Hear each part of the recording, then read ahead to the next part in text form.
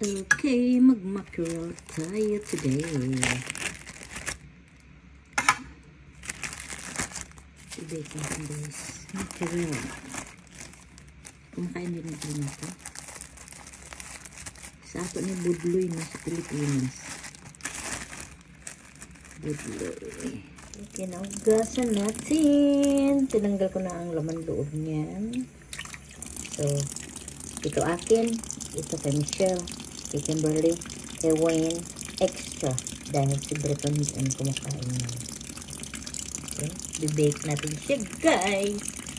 After kumugasan, isi-season ko muna. Okay. Ready na siyang i-bake. Now, and they are ready to be baked.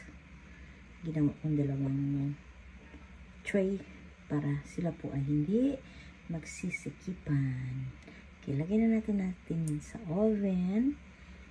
Pero, hayaan ko muna siya for 8 minutes para po ma-absorb ang kanyang seasoning.